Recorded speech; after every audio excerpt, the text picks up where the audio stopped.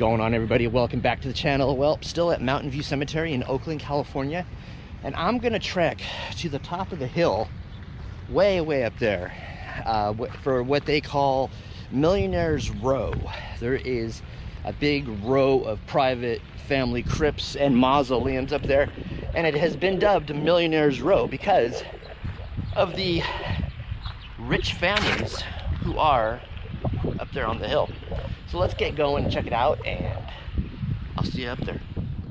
As you guys can see, there's even an upper at the very top here, but we're gonna start on this row right here. There is a certain family area here that I wanted to check out. As you can see here, I mean, these are very awesome. These were some, you know, pretty well-to-do families in the San Francisco Bay Area. That's why they call this Millionaires Row. It's insane. Some of these are like as big as houses. And after I explore this row, what we're gonna do is we're gonna go up top to the very top row. And I'm just gonna walk down the path here a little bit. This cemetery has got to be, I would say, my all-time favorite cemetery, and I'm so glad they're open again for visitors. Limited, you know, but they're open here. I mean, I got the one I'm looking for is up here somewhere. I think it's not too far away.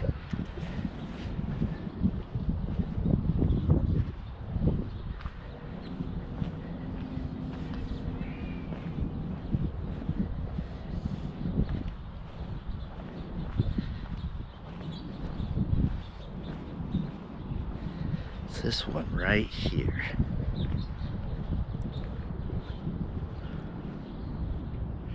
The final resting place of Domenico Ghirardelli.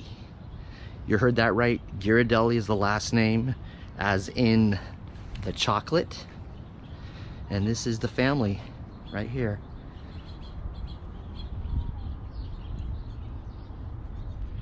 Domenico Ghirardelli, born February 21st, 1817. He was a candy maker. Ghirardelli was born in Rapallo, Italy in 1837. He married and moved to Uruguay, where he, early in his life, began an apprenticeship at Romanengo's chocolate shop, which was his first introduction to the confectionery industry. In 1838, he moved to Peru, where he opened his first confectionery store. By 1849, he was attracted to the United States by the prospect of gold. He sailed to California to become a prospector. Failing at this, he opened a general store in Stockton. Meeting with success, he opened a second location in San Francisco during 1851. However, both stores were destroyed by a fire. In 1852, he opened Ghirardelli and Ghirard, a confectionery. The year 1884 brought about 3 of his sons coming into the business as partners. In 1892, Ghirardelli retired after 40 years in the business.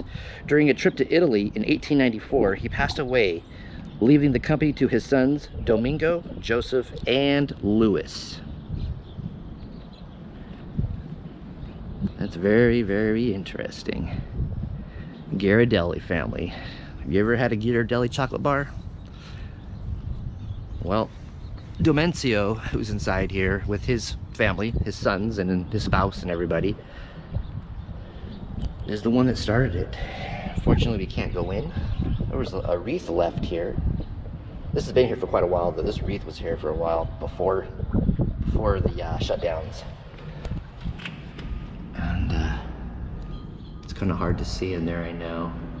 But there's on the left here, I think on the right too, there's 3 and 3.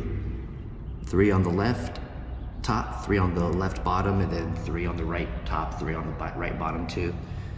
And I don't know if you can tell, but Domenico, I do believe, is the middle one on the top left. Let me see if I can zoom in a little bit. I know the light is not ideal inside here, but there is family on the left and right side. I think there's approximately, I think from what I can see from here, 6 on the left and 6 on the right, I think. But yeah, it's kind of hard. Such a beautiful, beautiful structure. I wish I could go in. Unfortunately, I cannot. There's nice decorative little sculptures here when you walk in the door on the right. And on the left here.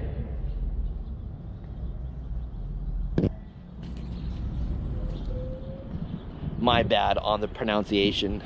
His name is Domenico, not Domencio, but Domenico. That was my flub when I didn't have my reading glasses on just now. But there it is right there. And I'm gonna let you guys know who else is inside this thing with him. Which is odd. The people in here with him, from what I could tell from the Find a Grave app, are his spouse, Carmen, and one of his children, Louis. His other child, Joseph, and Domingo, on the Find a Grave app, it looks like they are buried elsewhere and or interred elsewhere. Kind of odd, because there's pictures of their final resting places on the app as well with their names. So that's interesting why they weren't put in here with the rest of the family. But then again, maybe they over the years ran out of room in here, because there's only, I would say, from what I could tell, like I said before, there's 6 on the left and 6 on the right, either 6 or 4. It's kind of hard to tell, but left and right both. There's little spots in there.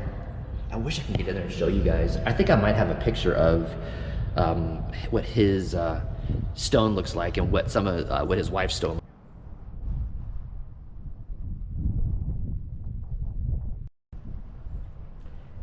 So Charles Maine made his fortune boating supplies on the Sacramento River.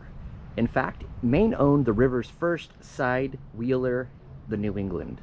He was later a partner in Maine and Winchester, what was to be San Francisco's largest saddle and harness business. He also held an interest in San Francisco's street railroad, which I would assume are the streetcars. He had a hand in widening Kearny Street from Market Street to Broadway to accommodate the railroad. And Main Street in San Francisco is named after him, Charles Maine. Very, very awesome. I don't know how well you can see inside this thing. I mean, it looks like some kind of medieval something or other, but it's a very, very awesome design. As you can see, these pillars and columns here, you know, very, very cool. And like somebody left a little, this interesting little stone there. Let's try to get a better look at that. Very, very cool. Let's go check it out. This thing is really huge. I don't know if you guys can appreciate it from the video here, but this thing is massive. When I walk too close, I can't fit it all in the frame. There's this name up top, the last name of Maine. Very, very cool. I don't know if you can see inside through the window. I don't know how well that is. Yeah, there's actually something behind the glass there where you cannot see inside. But very, very cool nonetheless.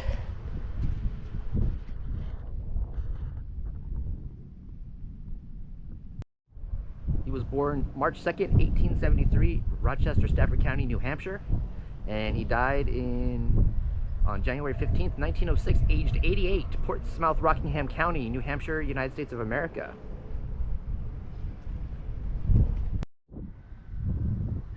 Walk around this thing, just kind of look around at it. It's a very awesome design. I love this design. It's just crazy, crazy, crazy beautiful. I'm probably gonna go. Yeah, there's a back window up there, but it's got a grate over it and you can't even see through the glass anyway.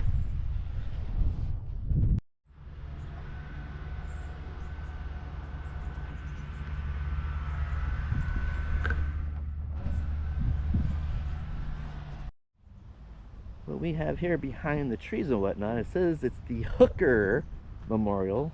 I'm sure. Look at this. This is very, very interesting. Wow, I like this.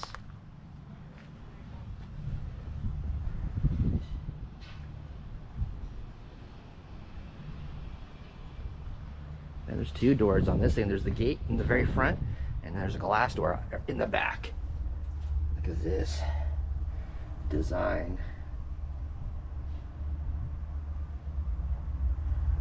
Very, very cool. It's hard to see names in here. Ah, it says that plaque on the back there, I don't know if you can see it from here, the Hooker Memorial Columbarium. Solely for charitable purposes, presented to the Mountain View Cemetery Association by Bessie Hooker. And it's kind of hard to read the rest, but it's for cremated remains.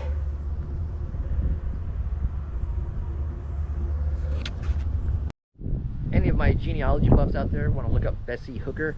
I looked her up real quick and I couldn't find much of anything, and it was kind of hard because this area of the cemetery, my cell phone has kind of got a bad signal.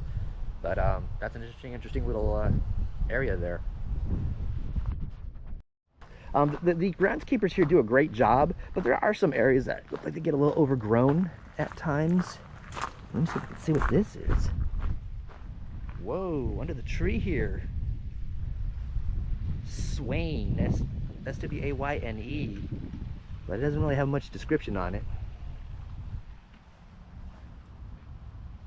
It's all covered up with all this stuff. Hidden graves, see, hidden gems. You never know what you're gonna find.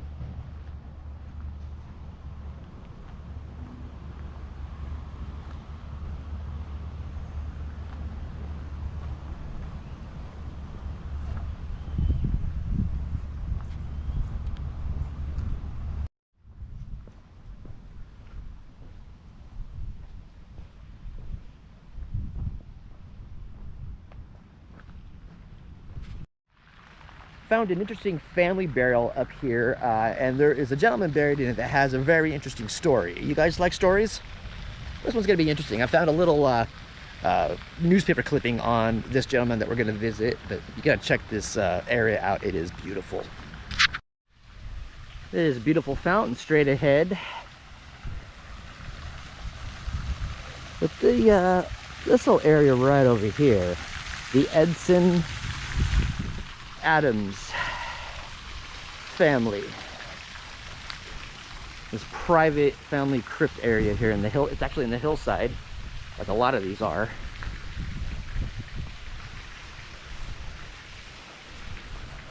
Can't go in because it's private. It's been chained. It looks like it's been broken into before, as you can see. So they have a chain on it now. But look at that. No one has been inside of here for quite some time, but there is a gentleman in this family that had an interesting, somewhat interesting story, and I found a newspaper clipping on him.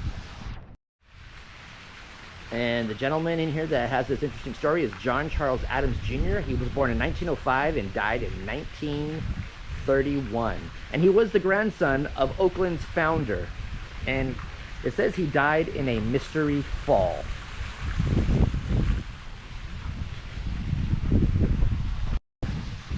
So, according to the newspaper article, John Charles Adams Jr. was at a friend's house at a party in Corte Madera, California here, and on August 2nd, 1931, his lifeless body was found at the bottom of a canyon down the hill from the house. Witnesses of the party had said that there was a lot of alcohol consumed, and some people were under the impression that maybe he had a little bit too much to drink and kind of rolled down the hill. But then investigators were a little alarmed because when he was found with 2 black eyes, which led them to believe that he was involved in some kind of altercation and maybe thrown down the hill. But then after the autopsy, it was determined that he died of the fall, and I guess they had found out he was trying to climb down some kind of drain pipe, probably to get down the hill for some reason. So it was ruled an accident, actually, in the end. So that was an interesting little tale of this, one of the gentlemen inside this family crypt area. Very, very interesting. And let's check out this fountain some more. This beautiful structure behind me. It just is insanely beautiful.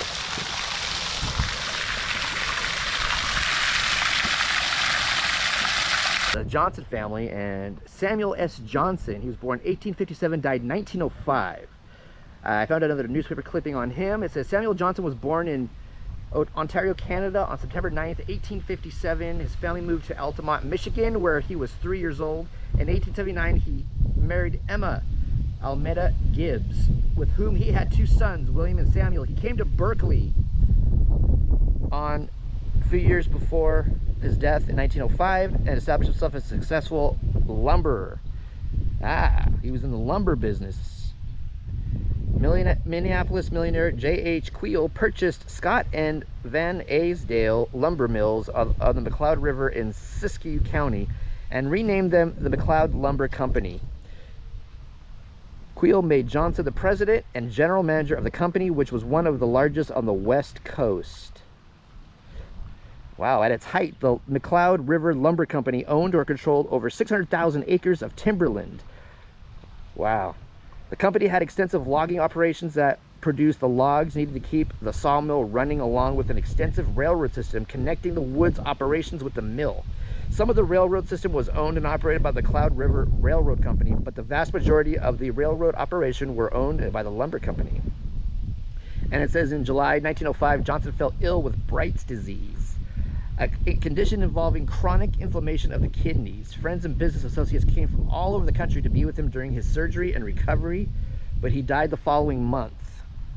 And he is here in the Johnson family mausoleum in Mountain View Cemetery.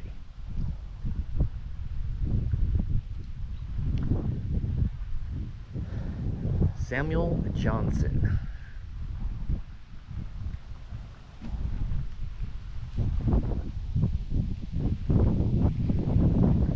That was a little bit long-winded of an article, so but it's hard to see inside. The window's kind of dirty and things are kind of dark and dirty in there.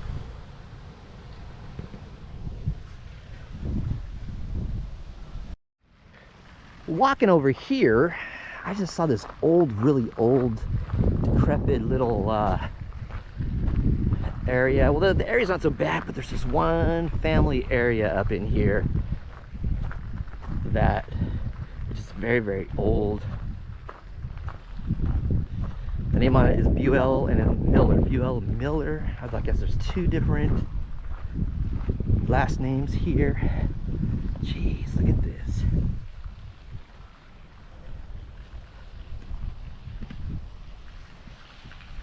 Ah, Reverend. Look at this thing. I mean, this is Adeline J. U.L, 1930. Maybe she's still alive. It just says 1930, but I'm not sure. Reverend Allen U.L, 1829 to 1906. The Miller side, Maggie U.L Miller, August 1st, 1859 to October 1st, 1899. And this one is blank. And as you can see, this kind of goes into the hill, so I would assume maybe it kind of goes underground a little bit, but maybe not. Just maybe that's the way it's built. But it's very, very cool. Of course, there's probably that's probably a ventilation up here. But very, very cool. This one right here is awesome. I love the statue. It's got a hand and some, I think, some fingers missing. But look at that.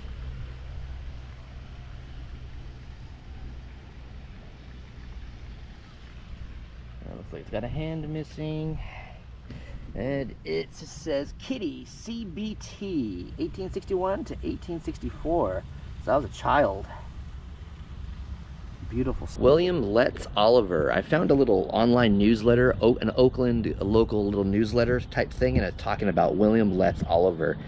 He died November 4th, 1918. He was a mining engineer who, along with Freeborn Fletter, founded the California Cap Company, the first U.S. manufacturer of blasting caps used for explosives in mining. He was also one of the principal owners of the Oliver Manufacturing Company. And it says his son, Roland, was an amateur photographer with over 2,700 photos. Wow. Upon W.L. Oliver's death in 1918, Roland Oliver became president of the California Cap Company, which ceased operating in the 1940s. So his son, looks like was inherited the company and then it ceased operating in 1940s. Very interesting.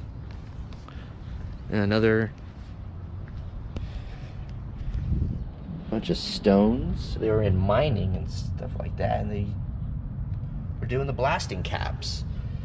And I wonder if that's a nod to what they did for a living, the mining and whatnot. But well, that's a nice little area. Their names, Carrie and WM. There, he's on the left, she's on the right, bottom there. Very nice, but it's all etched very lightly so you can't see their names.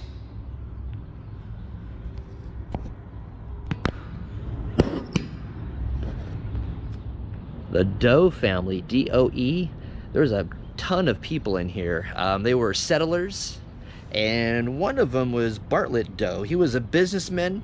He was a partner in the firm of B and J.S. Doe. He died as a result of heart failure caused by the shock of the 1906 San Francisco earthquake. He was 85 years old at the time. So Bartlett Doe, which is one of the many people in here, died from shock caused by the San Francisco 1906 earthquake. That is insane. Looks like this door over the years might have been replaced. This door looks super new. I mean, it's not just painted nicely. It's like new, this door. I'm just gonna show you the inside. There's many people, left, right, and back wall there. There's just a bunch of the Doe family in here. It is crazy.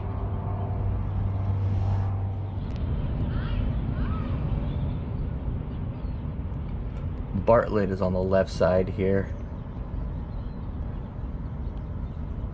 The middle row, second one in, is Bartlett.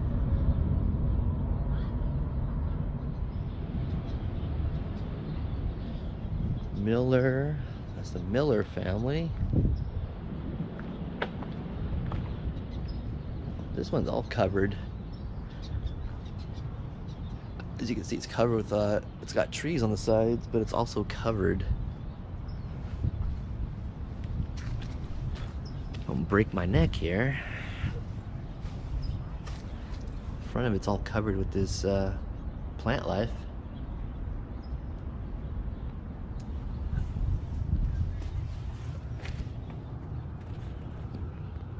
Looks like the name is Greenwood. Maybe I can look up some of these guys and see who is who. Amazing brickwork on the top and the ceiling and everything. Now I know I've shown you guys this area before, but it is by far my most favorite area in the cemetery. This line of Hillside Crypts. For some reason, I'm always drawn to this one, probably because there's no name on it. It's a mystery. And I did, in a previous video a couple of weeks ago, I went down the line here, and when there was anything to talk about on these individuals, I talked about it. But this one here, this is crazy. God, I wish I could go in. This for some reason, I guess because it's open access and I can just walk in if I want, but it's just so awesome.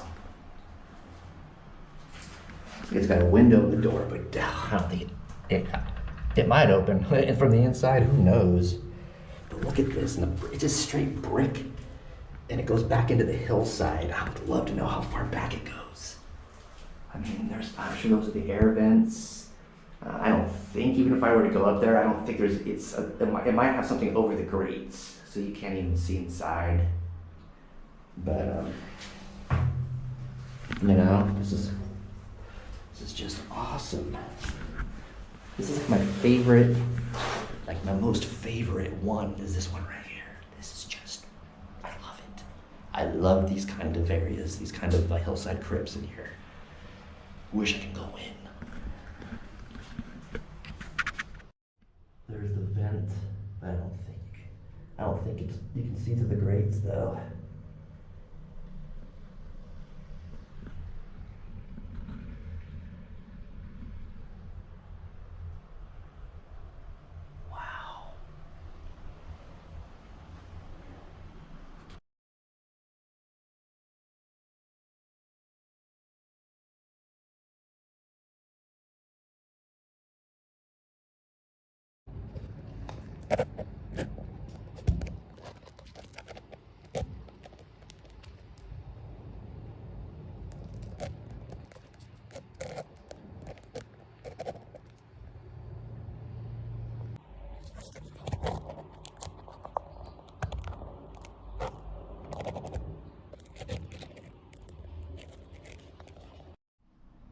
I had dropped some pictures with the flash on from that hole in the door and some video too with the light on.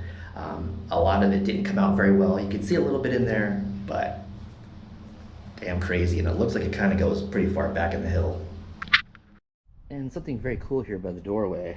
Somebody left a penny. It looks like an old penny too. I don't want to touch it. I don't want to disrespect anything, but looks like it's kind of an older penny. Name. Looks like James Freeborn. He was a stockbroker. As you can see, this thing is just awesome. You can't see inside. The door is solid and everything, and there's no windows on the outside. I found a newspaper clipping from the San Francisco Chronicle. James died June 21st, 1894 at the age of 66. Let me read the newspaper article I found on Find a Grave. It says the remains of James Freeborn, the stockbroker who died in Paris, arrived in Oakland yesterday. The funeral was held in the afternoon at the mausoleum built by the deceased in Mountain View Cemetery. Reverend H.D. Lathrop of East Oakland conducted the services. So this guy was a stockbroker here. The stockbroker gig must have been very, very good to him. And they have this thing, shoot, man, they got it locked down. No joke on this. Now look at this door. The one thing I noticed up here on the first one and second one also that I've seen here, this is my second one, is that people leave stuff behind, stones, and actually on the Bechtel one there was like some coins that was on the ground. This one coming up here has got some beautiful palm trees here. Look at this.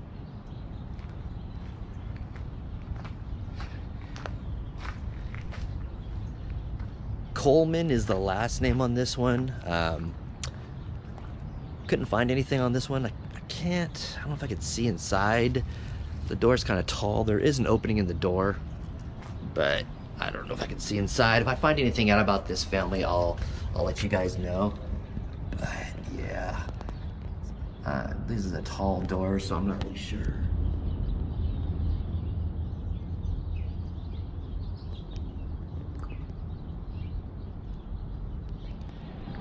So I'm not sure if I made out any names in there. I'll have to watch the video back later. So if any of my genealogy buffs can crack this case too, the last name is Coleman, Oakland, California, Mountain View Cemetery, up here on Millionaires Row. It is Bechtel, and on the Find a Grave app, it says unknown. It's just the last name. Let me go up and look at this one. This door is rusted. It's chained shut. A lock obviously got broken at some point, but interesting. Jeez, look at that lock. That's been locked up for a minute. Oh boy.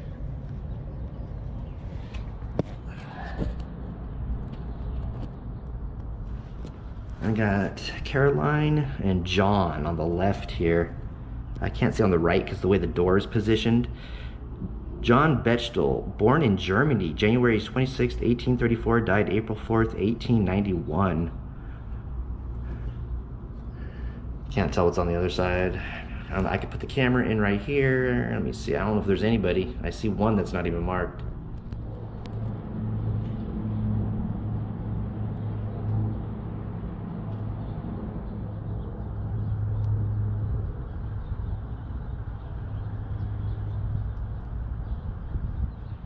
Couldn't find much on this one. It just says unknown on the Find a Grave app, and I looked up the last name. I found a bunch of people the last name, but I just couldn't find John specifically. So my genealogy buffs who watch my my videos, if you guys can or want to, try to crack this code. John Bechtel, B-E-C-H-T-E-L. This one, last name of Freeborn. Another notable family out here. Guess Gustav owned a small store and a hotel. He was into cattle herding. Was the first to raise grain on the west side of the San Joaquin Valley in Fresno County. Says his sons raised working on the land owned by him, went into cattle business, forming their own company, Cranehagens Incorporated.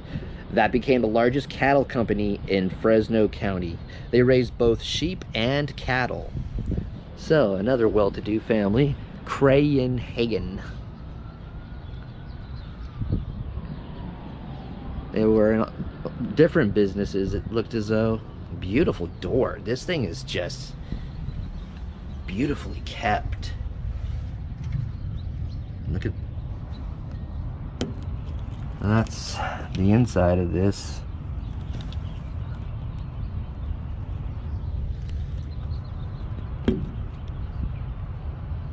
Awesome pyramid style one right here. Looks like it is the Miller family. Trees covering the top a little bit, but this thing is, like, as you can see, in a pyramid shape. And we have family out here on the outside too, around it, or on the front of it, also buried.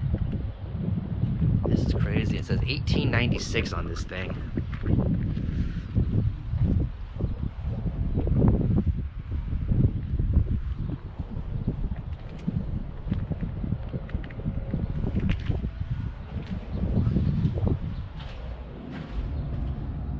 Wow.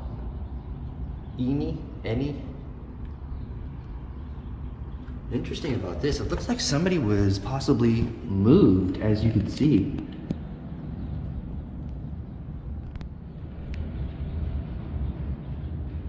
I wonder what the story is on that and who it was that was moved.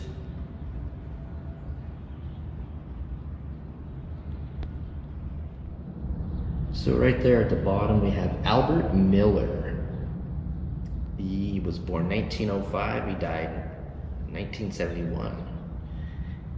He was a banker and capitalist. He was also president of Pacific Gas, Light and Heat Company of San Francisco. Very, very interesting.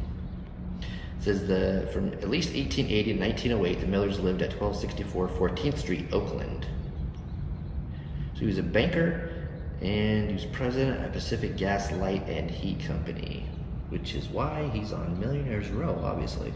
And there's just different members of the family, as you can see here.